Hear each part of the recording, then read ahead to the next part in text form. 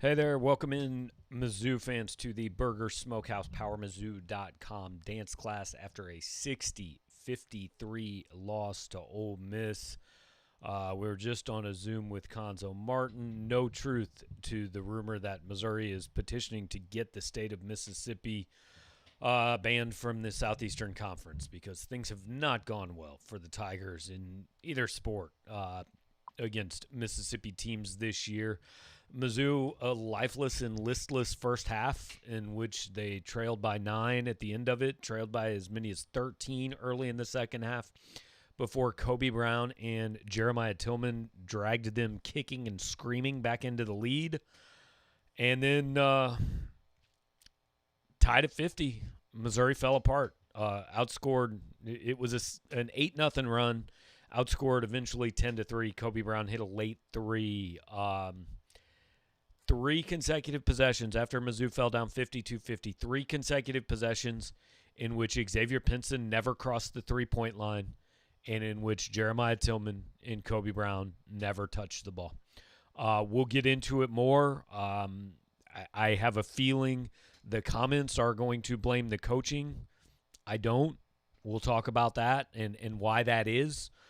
Coming up. But first, I'm going to let you hear from Conzo Martin, who we just talked to. Stick with it. The Zooms, there's a couple times where people get skipped, and I think they tried to call on me, but I couldn't hear. The Zoom was not high quality at times, but listen in, hear what the coach had to say, and then we'll be back to break it down. Just thought we were didn't push the ball in the first half, weren't aggressive in pushing it. And that was the main thing we talked about offensively, outside of running plays and all of that, but push the ball up the sidelines to make plays. And we didn't do that. And they had a sequence there where they got 3 offensive rebounds. I think Allen had all 3 of them. 9 offensive rebounds in the first half. I mean, it just can't happen. So that means we weren't aggressive. We didn't set a physical tone. And, of course, we fought back in the second half, but didn't do enough to get over the hump. All right, we'll go to questions. Ben Arnett.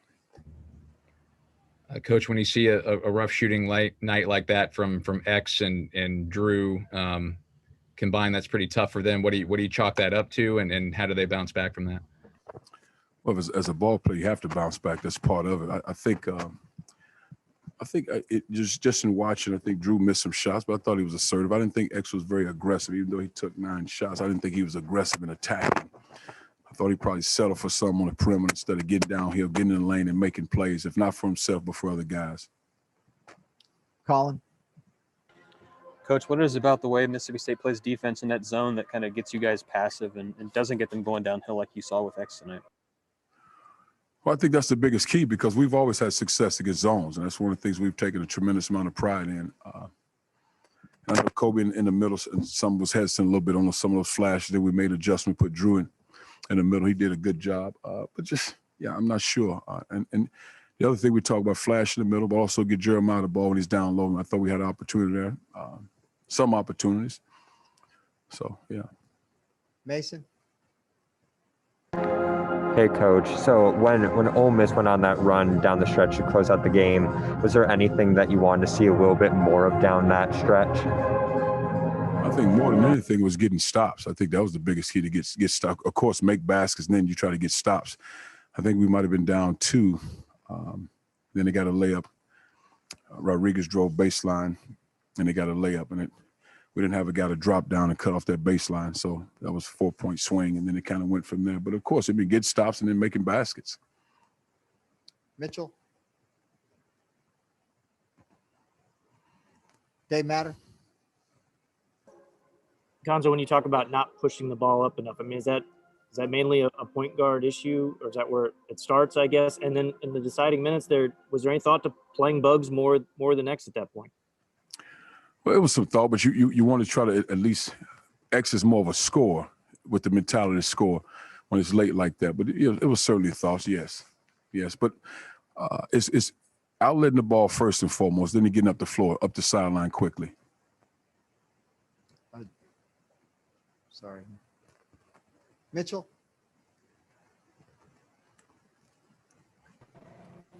Sorry, my Zoom's freezing up.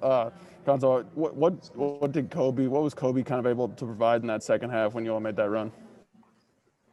Well, just being aggressive around the rim because it was one-on-one play, and we felt like there was opportunities for him to score, especially when Tilly was out of the game. Get around the rim, make one-on-one plays. They didn't double him, and I thought he had some good opportunities at the basket. He made some good plays. Eric Blum. Coach, what did you see from Jeremiah tonight? Obviously, he had the 4 blocks that kind of came in, but just what did you see from his game? I thought he was solid. I mean, I don't think it was his best effort. Not that I thought he was bad. I thought he's more fatigued tonight. This one probably caught up with him with having a layoff. So I thought fatigue played a factor in him tonight. Mitchell, you another one? Aiden? Coach, the team went on an 11-0 run at one point in the second half. How do you guys kind of continue that kind of play for an entire half? And what do you think changed over the course of the second half that stopped your guys' momentum? I think part of they went to the zone. And like I said, we've always had, in my opinion, success against the zone, flashing, making moves, looking inside. And some of that probably had something to do with the matchups that we had on the floor when they were in the zone. I don't think we were aggressive in attacking because even in our zone, we want to attack and cut, pass and cut. We don't just want to stand out there and pass it back and forth. We want to get the ball in the middle, of course, but you also want to drive the ball and also feed the post.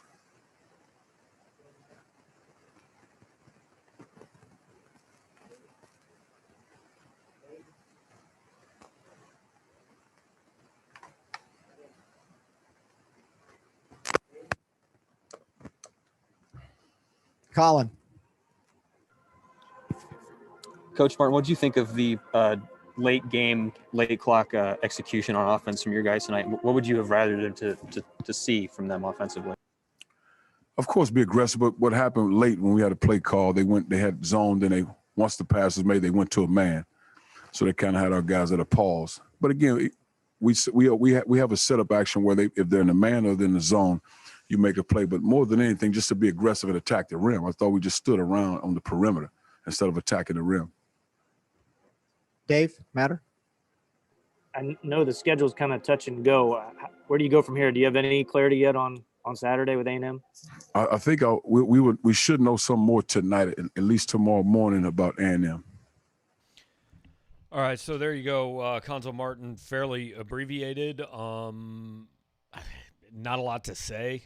I think pretty disappointed. I want to thank Pocket Watch for jumping over with the super chat. Yeah, Pocket Watch, to answer your question, Mizzou did not do great tonight.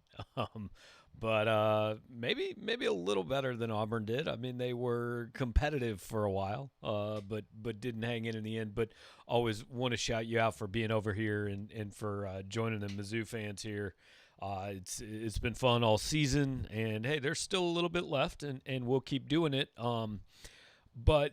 So here's where I want to start. Well, first I want to start by telling you about Burger Smokehouse and thanking them for everything they do for us, allowing us to do this show every night after Mizzou basketball games, and also giving us some really good food to eat when we're not doing shows.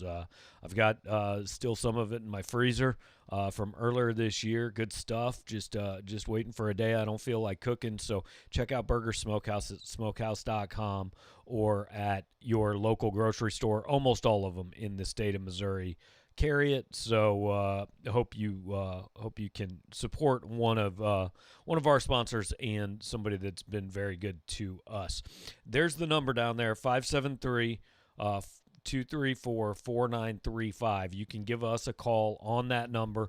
The Skype lines are open. We will ignore what we're doing. I'll stop talking about what I'm talking about if the phone rings, and we'll talk to you guys and let you lead the show.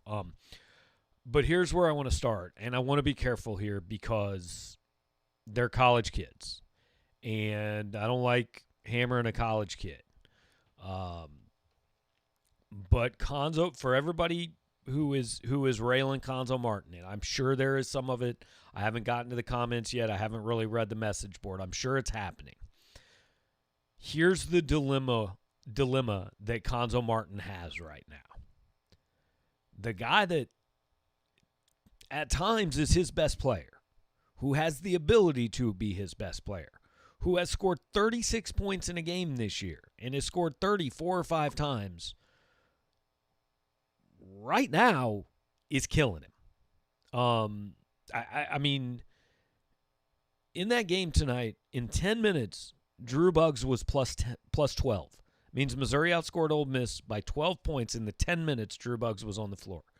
In 26 minutes, Xavier Pinson was minus 15. He, let me go to the box score real quick. He had 2 points on 1 of 9 shooting, 0 of 4 from 3, didn't take a free throw, 3 rebounds, 2 assists, 1 turnover, 1 steal. Minus 15 in 26 minutes. I understand Ole Miss plays a zone. I understand at times it's a little tougher to attack, but you heard Konzo saying it there, and you hear him saying it after almost every game. We need to attack more. We need to get in the lane. We need to get in the paint, and like it just doesn't happen. And I don't know how you change that. I mean, Pinson is a guy who is, he's been around a while. I don't think that I don't know how you get the message across to him, is what I'm saying. I don't know how to do it. If it hasn't gotten through by now, I don't know when it gets through. And we're going to jump to the phone line in the 816 area code. Who am I talking to? It's Patrick. What's up, Patrick? How you doing, man? Pretty good. How you doing? Hanging in. I could be better. Could be better, I guess. Actually. Yeah, understood. So you were talking about X and Konzo, and obviously Konzo said he thought Drew was aggressive, which was fine. He didn't play well, but at least he was aggressive, and right. X wasn't. Minus 15. Immediately after the game, in my opinion, that there was that possession we had with just over a minute left. We were down 4. We needed a bucket. Yeah. Nothing happened, right? I think we passed the ball around to the perimeter a few times, and Drew Smith took a shot at 3. took a contested 3 on the left wing. That's one thing that's always bugged me about Konzo, especially this year. It feels like there's a lot of times in late game situations or when teams are going on runs, and I think I talked about this with you after the Georgia game, where it's like it doesn't feel like he goes to plays when we need buckets the most. I mean, that part of that may fall on X, right? Like he's the point guard, he's got to initiate. Yes, I think so. It feels like it's a little bit of both. Yeah, Konzo said in the post game, he said what happened on that possession was Ole Miss came out in zone. And then when Missouri basically inbounded the ball, they switched to man, or vice versa. I can't remember which one he said. But basically, his guys kind of paused. But he said, but we have a set that you do this if they're in zone and you do this if they're in man. But Missouri didn't do it. And that's kind of what I'm talking about. I mean, at some point, because I think we both agree, Patrick, clearly the play call is not dribble outside the three-point line for 17 seconds and toss it to Drew and let him take a 22-footer.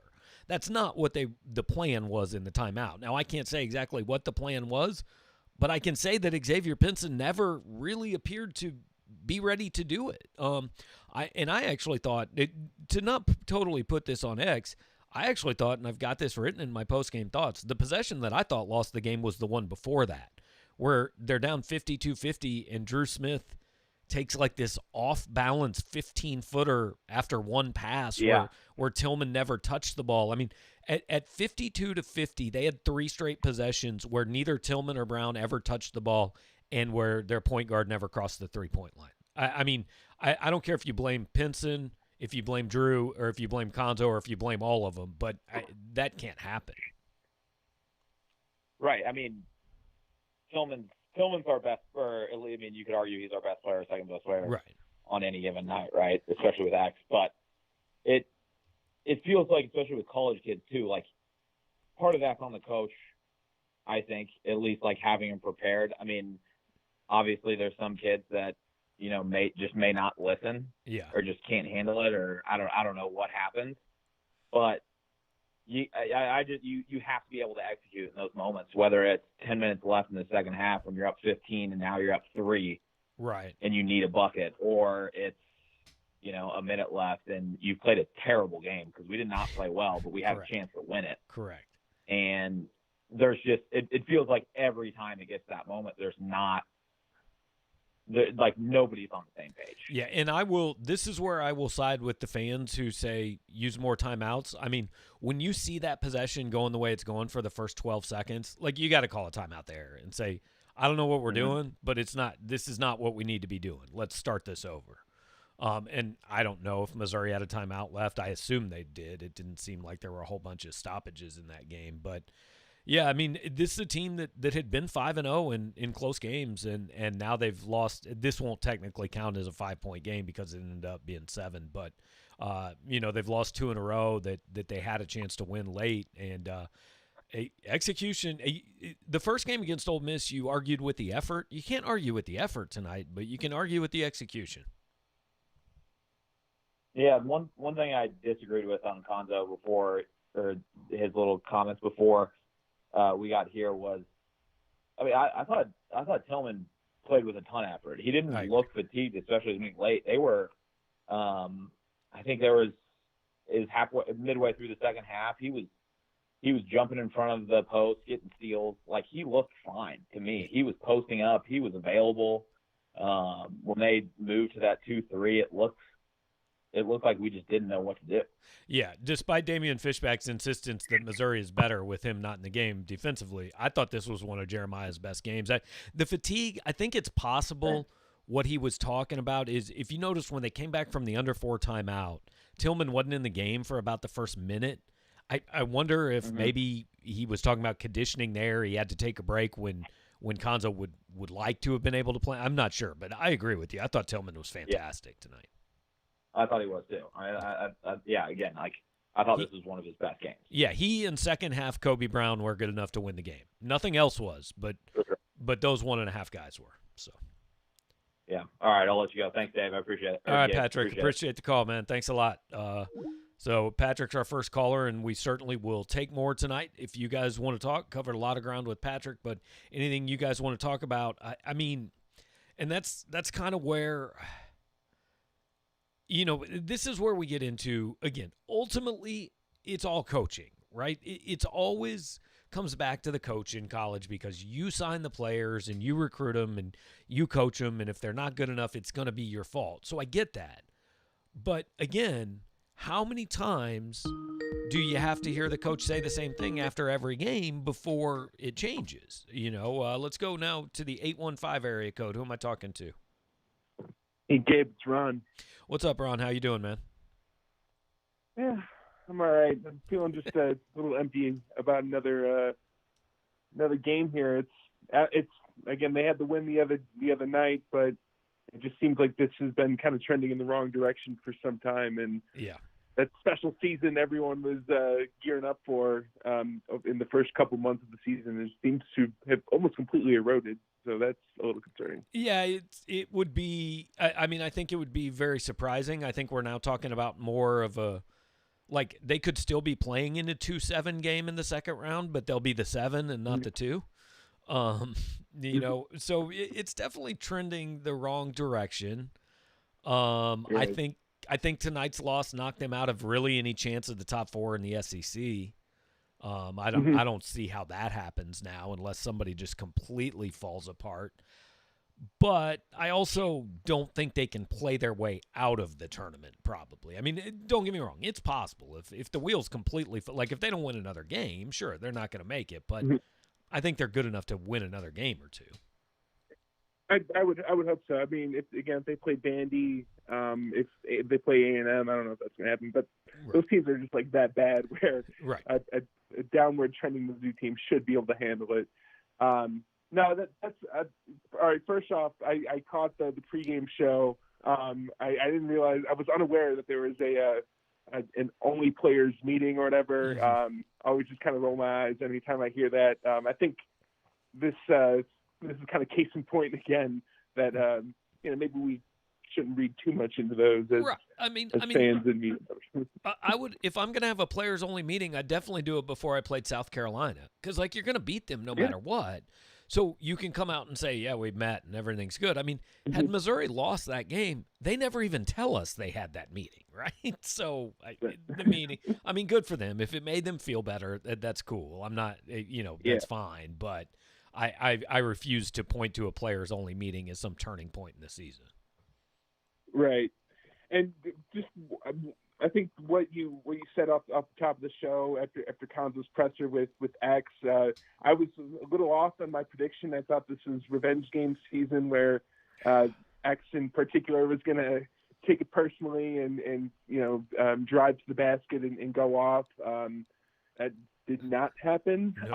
No. I'm usually I'm the guy who's going to put more of the onus on the coach than the college kids, like you said. So I know why you prefaced it the way you did, but that's a little concerning because freshman year Pinson, or you could shut him down for a game, you could make him come off the bench a few minutes, but like he is like way too important to not have him on the court because of what he could do. But like Conzo is almost kind of handcuffed with the situation here. I really don't know what he can do. I mean, he's gonna if he plays Drew Buggs instead of Pinson in the last 5 minutes. First of all, he probably loses Pinson for the year. I mean, just mentally, not like he'd quit the team, but also fans are gonna kill him if he loses that game with Drew Buggs on the floor in the last 5 minutes. Yeah. But the flip side is, like, they were better with Buggs tonight. I mean, they just were. There's no way to deny it. Exactly, and I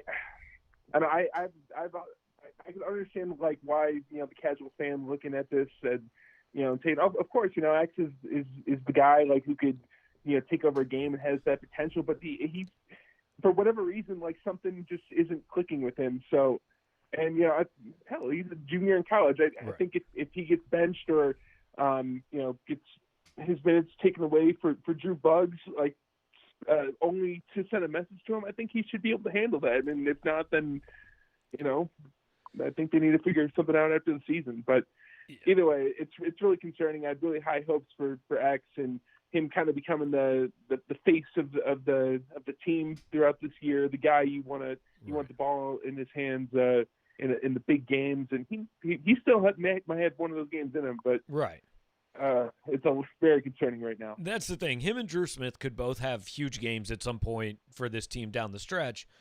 The problem is they were 4 for 20 tonight. Missouri's never winning. They're not beating anybody. That is, they don't even have to be. I'm not sure they'd have beaten South Carolina if those two guys go 4 for 20. And the concern about guard play is, I mean, it wins in the NCAA tournament because so often, like, a guard doesn't need help to go get his, right? And that's why Pinson at times looks great. Jeremiah Tillman's the best player on this team, but he still needs somebody to get him the ball. He can't go get the ball at midcourt and go find his own shot. So, he's just more reliant on other guys than Pinson or Drew is. And I don't know. When they play that way, Missouri's not winning. That's bottom line. Yeah, no doubt about that. And Gabe, thanks so much for taking my call. If I could just ask one more big picture type of question before I hang up.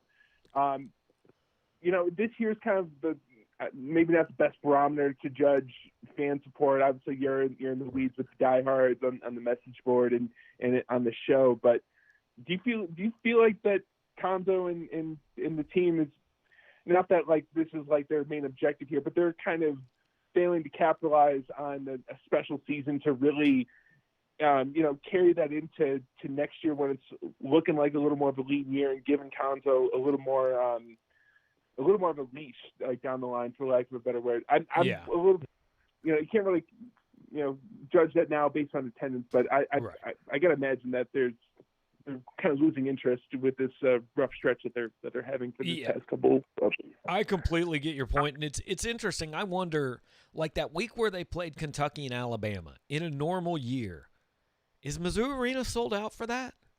Because like it should be, I would hope so. But I'm not sure. Like it would be, they'd have a good number of people. They'd have 12,000 probably. I don't know if it'd be sold out. There's a few directions you can go with that. One is they have an arena that's too big. But no, I think definitely what you talk about is a concern. That people couldn't go to games, and now this late season swoon, people are going to check out a little bit, and next season looks like a step back. And what's the arena look like next year? And it goes back to the whole, hey, do you need people to show up and to win and recruit, or do you need to recruit and win for people to show up, right? And I don't know. I think he's got some work to do in the transfer portal this spring, and we'll see where it goes. Yeah, I hope so. Thanks a lot, Gabe. I really appreciate it. All right, Ron, thanks, man. Let's go now. 832 area code. Who's on the line from the 832? Hey, this is Patrick. Hey, what's up, man? How are you? Is this the same Patrick I just talked to? I'm sorry? Is this the same Patrick I just talked to like 5 minutes ago, or a different Patrick? Different Patrick. Okay, gotcha. Good deal. The first caller was also different Patrick. So. Yeah, okay. Yeah, no, different guy. Wow, what a brutal game. Yeah, that was ugly. It was just, there's that stretch, and there's probably several stretches, but they're towards the end of the first half, where it honestly looked like I was watching a game at the Y. Just balls being shot that are hitting the edges of backboards, or not even coming close to the backboard. On both horrible sides. Shots on both sides. On both sides. Yeah, both sides. Just horrible. And actually, I went on your message board, just like, what are we watching here? Like, really, what is going on right here? So you would hope one of the coaches would just call timeout just as a courtesy to the fans watching this, just to put an end to what's going on. It was just beyond frustrating. Now, the big picture, I honestly, and I know this, reading Sturck's comments it frustrates me. I see this, and I know nothing can happen this year, and probably even nothing next year, but this honestly has the feeling of kind of Barry Odom's last year, of every time they seemed to do something well, they couldn't get out from, or couldn't get away from themselves, basically, to keep that stretch of momentum going. And we're on the verge of just the wheels coming off right now. And man, it's just I think fans, everybody had high hopes, and we know next year is not going to be any better. And in fact, it's going to be a big step back unless he can pull out some crazy transfer portal guys, which, I mean, honestly, there's only been a couple that have ever really panned out on the transfer side that has done well. The recruiting has been a debacle the past couple of years. Like you said, we've got Kobe Brown is really the only recruit for the past 2 years. Man, it's just, I just don't see how you can make comments like what Sturck said, unless you just feel like you have to, just for on the PR side. But I wanted to get your thoughts on that. I mean, I do understand the frustration, right? And this is where, like, I've always kind of felt like my role is to convince people it's never as good as you think it is, and it's never as bad as you think it is. And so, for the first 2 years, I was the guy that everybody thought had some sort of problem with Konzo, because I was saying, hold on, guys. I mean, he got a couple 5-stars who were likely coming here for just about anybody except the last guy. So let's not build monuments. This is what he's been in his career, so let's see. And people were mad and didn't like to hear that. And now I almost feel like I'm on the other side of it, dragging people back into, we got to realize what he took over, in the fact that, he's going to be in the tournament for the second time in 4 years. And like, here's what this ultimately comes down to, I think. The people who want to cut bait, who are ready to be done with him, believe that this year is the high water mark and that it's never going to get better than this.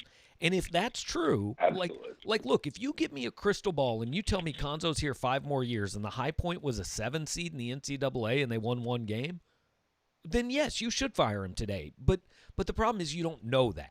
I mean, people think they know that, and you very well could turn out to be right, but Jim Sturck is not going to spend $9 million on, well, I think it's just going to get worse from here. And the whole extension is, I wrote on our message board yesterday, I wouldn't do it yet. I'd wait till next year. And I even would wait till next year if that means Konzo and his agent say, I'm going to walk. I'd probably say, okay, that's fine, but we're not gonna get out over our skis any more than 3 years at 3.1 or whatever we're at. That's what I would do. I don't think it's what Jim Sturck will do. Because college coaching contracts, the fact of the matter is when they get under 4 years, agents and coaches say, you got to give me another year to tell kids I'm going to be here. Now, we all know it's crap. We all know it doesn't mean anything, but they all do it. You're talking about like the getting ahead of your skis, and I know it's one that's a fan favorite, but being here in Oklahoma, I saw it there. It was with Ford at Oklahoma State, where he had a good year, and then they gave him this incredible contract, and they could not get out. They're buried in it, and he, like I said, he never got to where he was to get that contract. It's something it just screams major problem if Sturt goes ahead and does this. Well, this year. And you like also you said, have. It sounds like he's going to do it. Well, you also have to. It depends on what the extension is. I mean, if the extension is, hey, we had 2 years and we don't raise the buyout, that's fine. I mean, or we had 2 years and we raised the buyout by $1 million or whatever, that's fine. I mean, that doesn't kill you. Now look, if they're saying, hey, let's renew this thing and go back to 7 years, 21 fully guaranteed. No, you don't do that. So good point. It depends what the extension is, but I know people will also say, well, just give him an extra year and don't change the salary and don't change the buyout. Well, no agent lets his coach sign that. I mean, Konzo's not signing that deal. Right. So it's a tough deal. Like I said, I would wait a year. But I don't know if that's something that they can do, and I'm pretty sure it's not what they will do.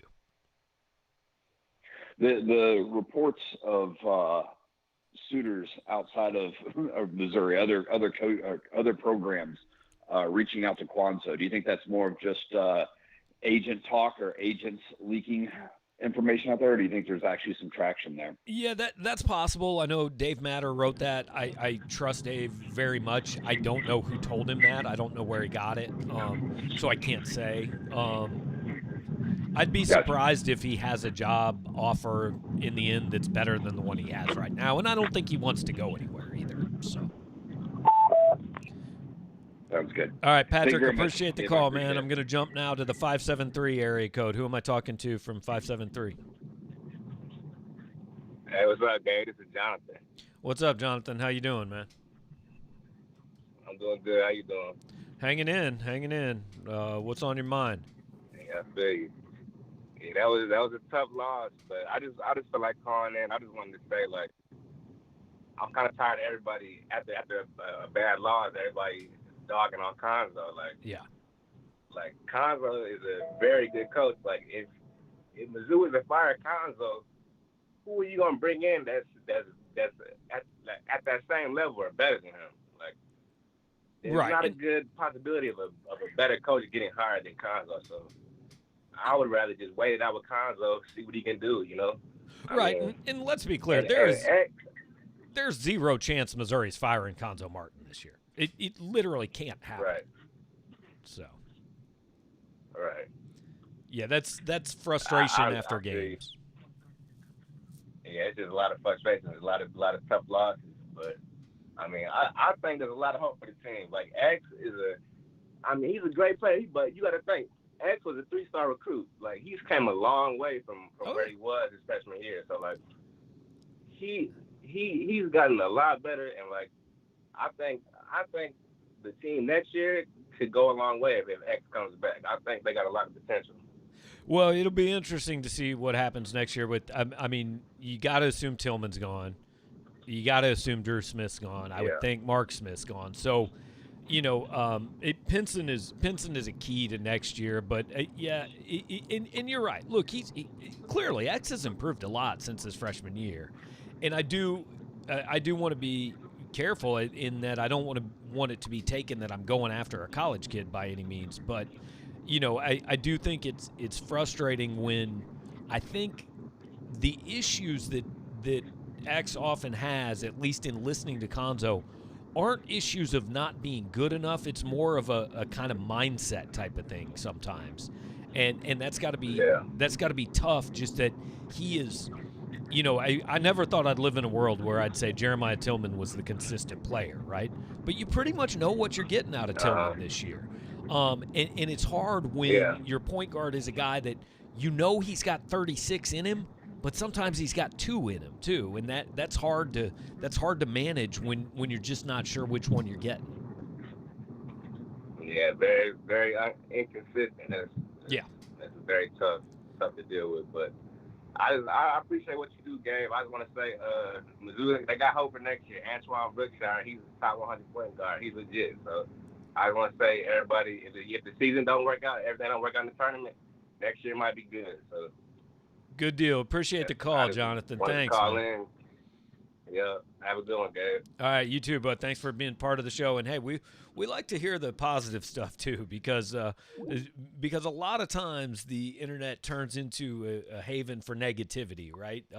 We just call to complain about what we don't like, and so it's good to hear from a guy like Jonathan that's got some hope and optimism for the future too. And look, the truth is somewhere in the middle of these feelings, right? And after a loss, and after a loss, especially in a game you feel like was winnable, I understand the negative thoughts are going to rule.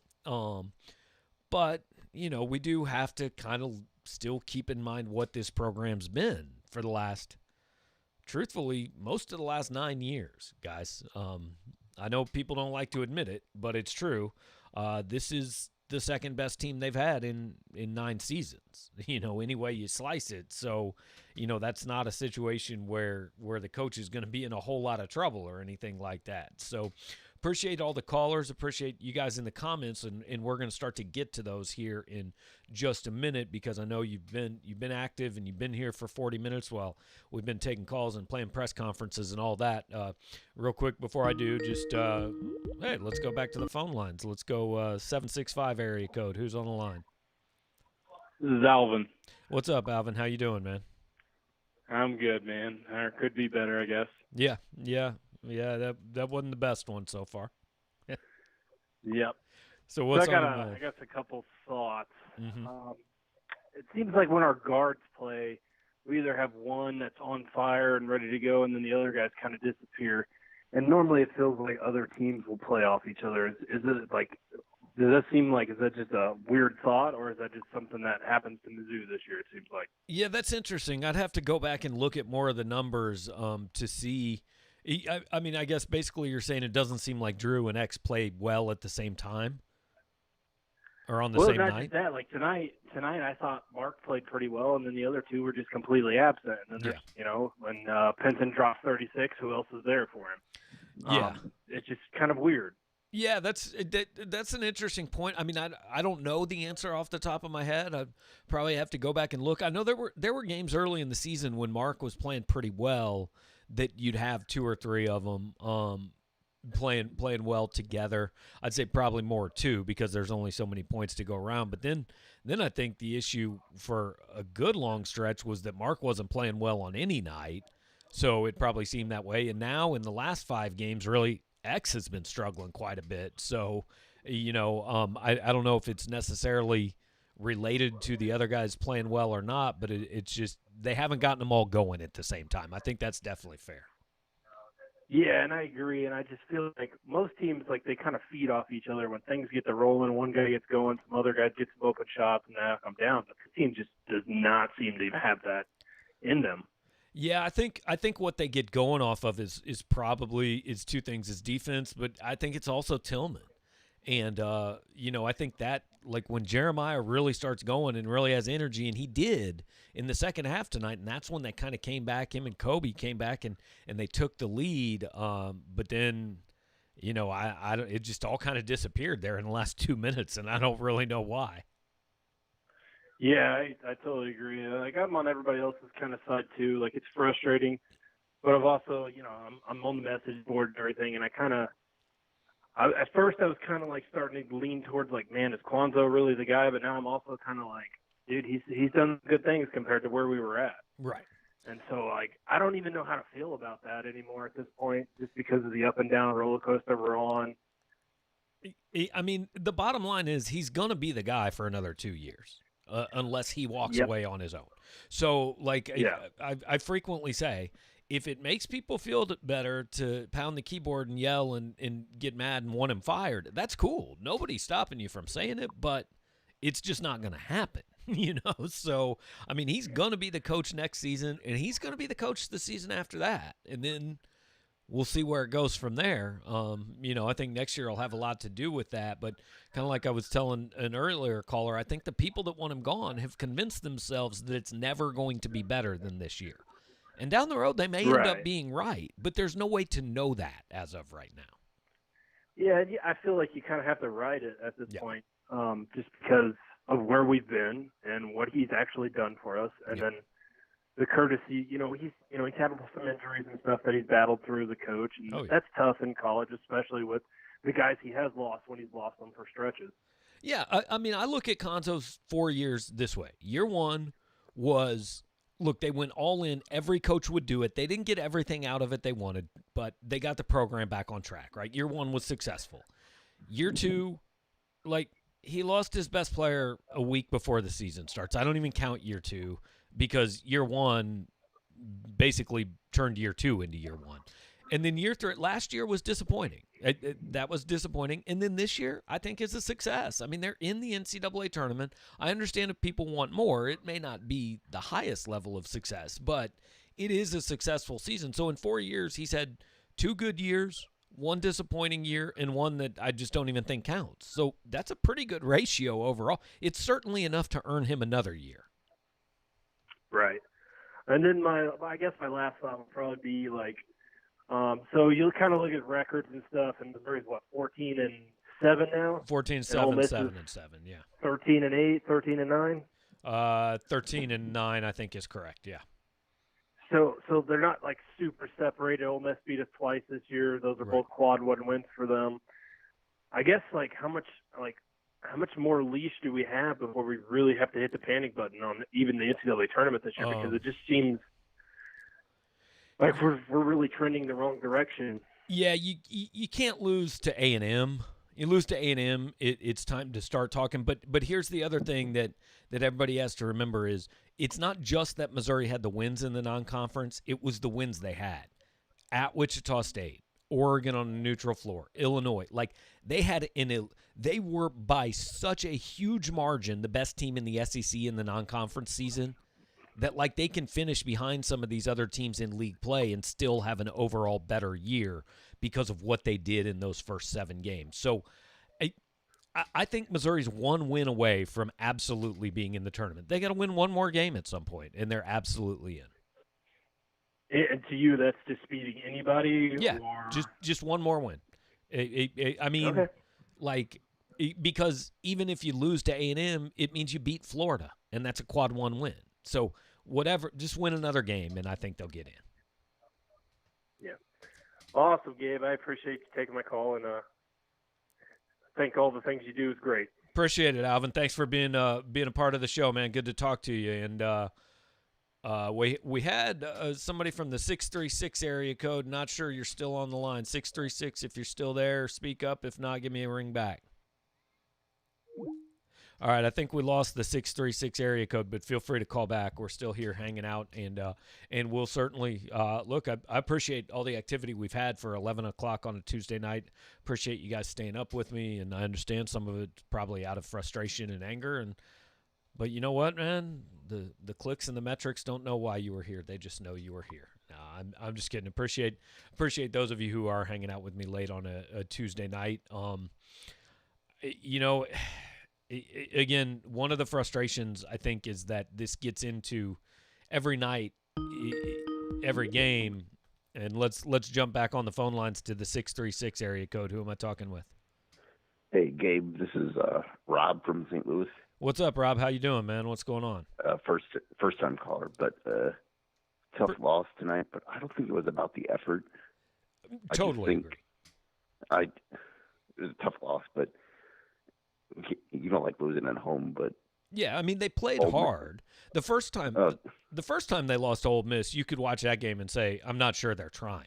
I mean, they were trying tonight. They just didn't execute. Ole Miss just has their number right now, and it's kind of annoying, but whatever. Yeah, I mean, 15-3 since Missouri joined the SEC. That's a little bit crazy.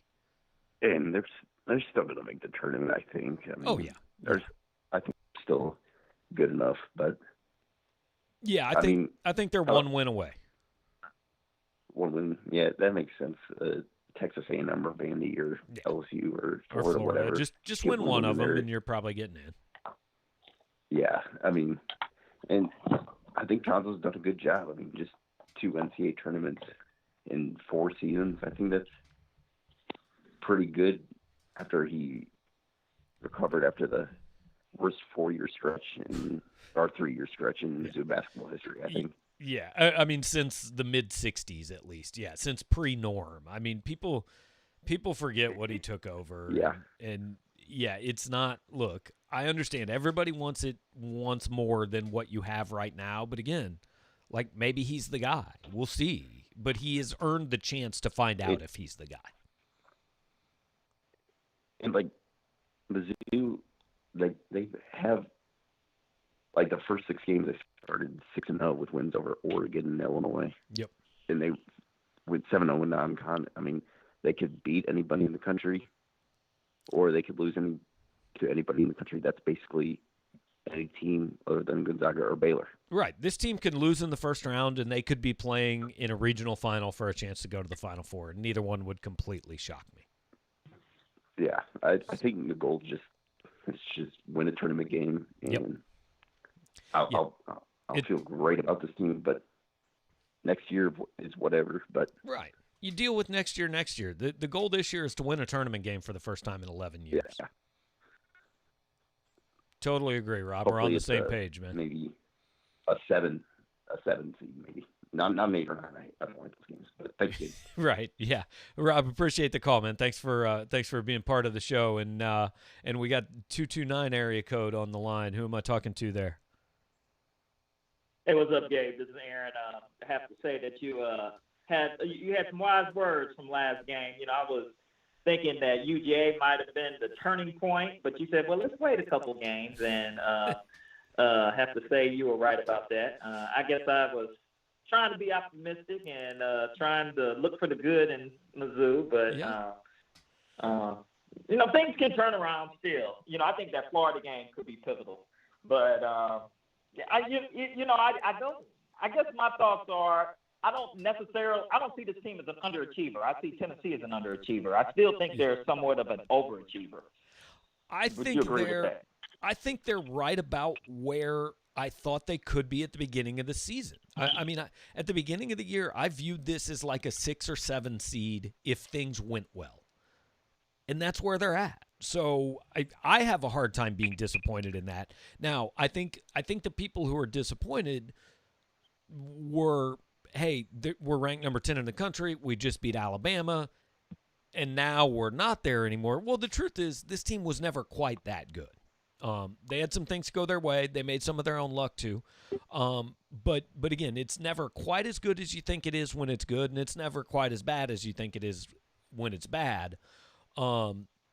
But yeah, if you'd asked me in November, where's this team going to be? I would have said, you know, if they play 27 games, I think they're going to be something like 18-9 and be like a 7 seed. You know, 17-10 be an 8 seed, something like that. And so they're right about where I thought they'd be. Okay, yeah, I was thinking they were more of a bubble team, but I guess that is kind of a bubble status. So I guess the other thing I want, you know, I'm coming from the Norm days. You know, I grew up in St. Louis. Same. You know, loved the Mizzou back in the day. You know, Steepo and all that. And so I'm guessing I'm asking you next 5 years. I'm asking you to peer through. Can we return back to that day? We've got a lot of talent in St. Louis, and so why can't we be a perennial top 3, top 4 team in SEC? Well, you can be. First of all, relying on the talent out of St. Louis to do it, you're asking Conzo to do something literally no coach has ever done at Missouri, which is keep that talent home. And, like, look, maybe he can, maybe he can't. I don't know. Hadn't been off to a great start so far with E.J. Liddell, Cam Fletcher, and Caleb Love going elsewhere. But, you know, literally nobody's ever done that at Missouri. And I wrote something last week, And I'm, you might be a little older than me if you remember Steepo Sunvold, because I really became a Missouri fan during the Chivas years. But Chivas, Peeler, Doug Smith, like my senior year in high school, Missouri was the number 1 seed. They were the number 1 team in the country multiple times when I was growing up becoming a fan. And so those of us who are my age, who are your age, that's kind of our standard. That's what we think it should be because we've seen it be that. But the truth is, man, we're freaking old, and that was 27 years ago. That was 30 years ago. And this program hasn't been that for 30 years, and maybe it just isn't anymore. I know about Floyd Irons and the bad relationship he had with Norm Stewart going back to Lamont Turner in the mid '70s, and so that's when I started watching with Larry Drew, and so, but I'm thinking with Conzo Martin, the inroads he had in Metro East area and the St. Louis area, that things could change. I was thinking that he would be the one that would get us that talent, but he's just missed out on Love and a couple other good players. Yeah, it hasn't happened yet. Doesn't mean it won't happen, but yeah, Love, Fletcher, Liddell, I thought E.J. Liddell was the big one, really. I mean, they built their entire recruiting class around him, and he seemed like the perfect player for Conzo, and he went to Ohio State, and look, he obviously made a good choice. He's doing quite well for a team that's going to be a number 1 seed, right? But that one was tough, I think. Does Caleb Love completely change this season? This season, probably not. Now I think he would have been a good player. You'd have liked to get him. But yeah, I mean, wherever they're from, St. Louis or California or St. Kitts, whatever. Doesn't matter where they're from. They just got to get guys. Can it get back to, yeah, they can win the SEC in basketball. That's not unreasonable. I mean, Alabama's doing it. Alabama don't even care about basketball, really. So they can. But, it's also not just a birthright for Missouri to be an NCAA tournament team, which it was when you and I were growing up. Right. Well, but our resources, our arena, and I'm thinking that if we're in the upper echelon of the SEC, right, or not? Yeah, definitely. Below Kentucky, but Right. Well, actually, I think Mizzou Arena is nicer than Rupp. Rupp's just bigger and historic. But no, they've got a really nice building. They've got good facilities, all that. But the truth is, a kid being recruited right now, here's what he knows about Missouri basketball. Michael Porter went there. And that's it. That's where it ends. He doesn't know anything else. He doesn't know they're good because they've never been good with him when he's watching. They haven't been good really since he was probably in preschool. And so that doesn't matter to him. So I think buildings and facilities and all that are overrated. Kids want 2 things. They want to know they can get to the NBA, and they want to win. And also, ideally, they want to play in front of full crowds. And right now, Missouri can get you to the NBA because anybody can get you to the NBA if you're good enough. But they haven't won a ton, and they haven't filled the building. So, it gets back to, do you have to win and get people there to recruit, or do you have to recruit to get people there and win? I don't know.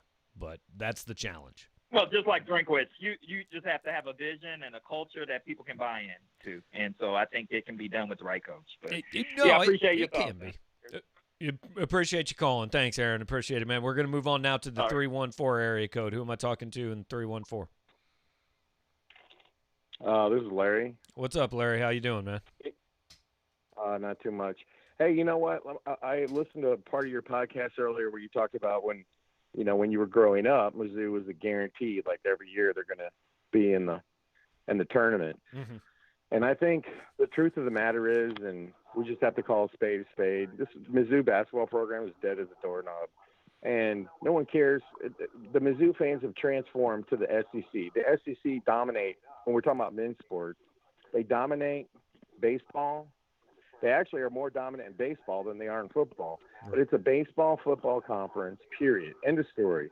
And we lost all of our natural rivals like Kansas, Oklahoma. We lost all those rivalries, Iowa State, Kansas State. And we can talk about COVID. We can say there's no fans in there because of COVID. There hasn't been any fans in Mizzou Stadium for 8 years. Kalonzo Martin has 5 3-star recruits that nobody wanted coming in. He's got 5 seniors going out. So we're going to be starting this whole thing all over again with 15 and 17, 13 and 19, 17 and 16. We need a new coach because this guy, if you can't recruit locally, as Odom found out, if you can't recruit locally, you can't get the fan base going and you can't win. You got to recruit the best players. And Missouri is producing NBA players, and we can't get any of them to go to Mizzou. Everybody thought, Kalonzo Martin's going to come in and get all these guys. He hasn't gotten anybody. And we don't even count Porter because he gave his dad his job.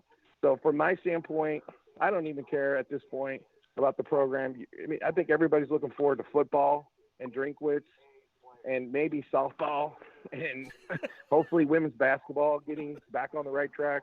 But Mizzou basketball, I mean, let's just call a spade a spade. It's dead as a doorknob. Larry, appreciate the call, man. You I agree with some of what you say. I don't think it's dead. I actually think some of the things you say are the reason why Missouri should be good in this league, because they do have people that care and a lot of other schools don't. But appreciate your passion, man, and we'll see where it goes in the next couple of years. All right, thanks. All right, Larry, appreciate the call, man. Let's go 620 area code. Who am I talking to? Yeah, this is Bob Ryder. What's up, Bob? How are you, man? Not too bad. Yeah, I just got a few things. I've never called in. I've been on Power Mizzou for since 2007. I've never been on the message board. I read the message board, but I've never put out any messages on it. I got you. Appreciate it. Classic lurker. Yeah, and I'm watching your show tonight, and I've got a few things. I mean, it's just frustrating that this team can be so up and down, and it's not just game to game. It can be in game. I mean, was it Mississippi State? We're up 39-27, and then let them score 51 the second half and get blown out in the Mississippi State game. And then the other games like Georgia with 14 minutes to go, they score 45 from there on out after we have a 13-point lead. It's just frustrating. I don't know Xavier. I think he is. I think he's I don't know if he's checked out. I don't know it's because Drew Buds is getting some, Conzo, now that he has more guards, is able to sit Xavier when he makes mistakes or, turns the ball over. So he just doesn't look like the same player the last 4 or 5 games. I don't know. He just almost like I'm not going to say he doesn't care.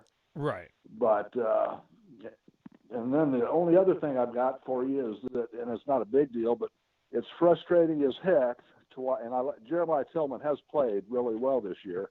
Yes. But he needs to learn, if he wants to make a statement dunk, to learn to dunk the ball. I mean, he had that one tonight in the first half, and I think there was a game earlier where he had 2 in the game, where he went up to make a statement dunk, and they both hit the back of the rim and flew clear out of bounds, maybe. I don't know. But that's frustrating when you got. It's pretty incredible that he's shooting 64% from the floor, and he's missed at least 4 dunks this season. Yeah, it's and I understand these kids, when they get a chance, want to make that statement. Look at me, but it's kind of, I would think it'd be kind of embarrassing, and I would think his teammates would be giving him a hard time about it. Maybe not, but yeah, he's done it more than he probably should have. But the team. I mean, kind of like you said, it's nice that hopefully the wheels don't totally come off and we miss the tournament. But if they can get in the tournament and win a game, but it seems like it's a bad time to be going on this streak, losing 4 out of 5, and this is when you'd like to be trending up, not trending down. Yeah, that's true. But another thing, I mentioned. I guess I'm going to give my dad a little props. I'm the son of Bob Ryder that played at Missouri. Oh, okay. So back in the 50s with Norm Stewart. So there you go. Anyways, so you've been watching a while. It was kind of neat seeing his net. Yeah, when you put out that deal, it was the top 100. Yep. Or top 64 or whatever. Yeah. or 64, and I saw my dad on there. I thought that was kind of neat. So, matter of fact, I think, of course, that's way back. I think he graduated in 55, or I think he might have had the record. It was only for about a year for the scoring. Hey. I think he had like 1188 or something like that when he played. But it's a year longer than most of us had. I did. Yeah, well, he still holds with. I kind of laugh about that too, and I don't know that to be a fact, but he holds the single game rebounding record at 27. Oh, wow. And I tell people it's probably because he missed shots and then got the rebound and missed a shot, got the rebound. I don't know if that to be true. He was 6'9", and back then that was pretty tall. Of course, anymore, that's not that tall anymore. But right. He was a rail, though, at 6'9". He was like 200 pounds or whatever. But anyways, like I say, I've never, I wasn't sure I wanted to call. I've watched your show before, and like I say, I get on the message board and I see some of the people that are going, and I get frustrated too as Conzo, and I'm not sure he's the guy either. Like, he's got this is his 13th year, and he's only made the tournament, 3 years? Yeah, this will be his fourth fourth year in 13 years. Yep.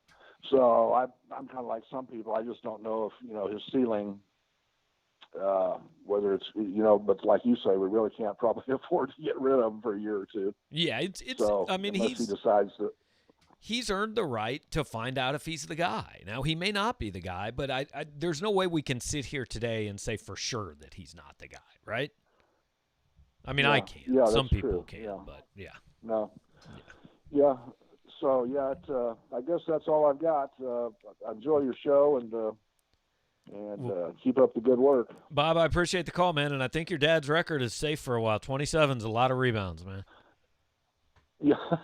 Okay, we'll talk to you later. All right, have a good one. Thanks a lot, Bob, and thanks to everybody. It's been an active show. I didn't expect it to be that busy on a Tuesday night at 11 o'clock, but people got things to say, man. Larry's fired up. Bob's coming out of the woodwork, and appreciate everybody that has been a part of it, and appreciate you guys hanging in the comments and talking and hanging out with us. So obviously, look, guys, I think we've covered it. I mean, yeah, it's a rough loss. I don't want to say it's not a terrible loss. It's kind of a bad loss in that it was there to win and you didn't, and you were at home.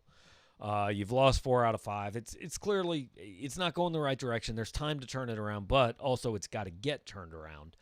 But I think again, every game this turns into a discussion about like the next year and the next 3 years and the next 5 years. And it all just comes down to this. Conzo has done enough. He's earned the right to be here for the next couple of years and find out if he's the guy. Now, if you are convinced he's not the guy, then that's cool. You can think that. But he is going to get the chance. He is going to be here. And we're going to find out, unless he chooses to leave on his own, which I don't think he will. But he's not getting fired. He's not getting fired this year. He's not getting fired next year. And hey, 3 years from now, you guys may be looking back and say, see, on February 25th of 2021, I knew that he wasn't the guy. And in 3 years from now, you may be right. But there's just no way to say that now. He's earned the right to find out. And so tonight, obviously, no fun. Hopefully they'll play Saturday. We'll see. Conzo indicated he thought they'd know by morning whether Texas A&M could play on Saturday. So hopefully we'll have a game to talk about Saturday. If not A&M, somebody, But we'll see where it goes there. They're playing Florida next week, and then we just kind of wait and see how the SEC works out the end of this season. I think Missouri at this point is going to be playing day 2 of the SEC tournament because I don't think they can get into the top 4. But they're going to play in the NCAA tournament. I know it's the number next to their name might not be as high as you wanted, and it seems like it's a long way away. But they're going to get there, and we're going to be there for it from here till then, or from now till then. So want to thank one more time Burger Smokehouse for making this possible. It's a little late tonight. I wouldn't recommend eating like pulled pork at 11:30. But maybe you wake up tomorrow morning, have some bacon, something like that. Make a run to the grocery store in the morning, pick up some Smokehouse, or go to smokehouse.com. You can get it there. Appreciate all you guys that have been hanging out with us all night and make this part of your day during the season, part of your night during the season. We are going to do it again Saturday. Pocket Watch wants to know why Conzo Martin left his alma mater for Mizzou. He didn't. He came here from Cal. So, yeah, he left Tennessee. He was at Tennessee, then Cal, and now he is here. And Adam Clippard says Ed Chang is clearly the missing ingredient. And, guys, that's the sign. We've reached the end. There's nowhere else to go. Thanks for watching. We'll talk to you Saturday.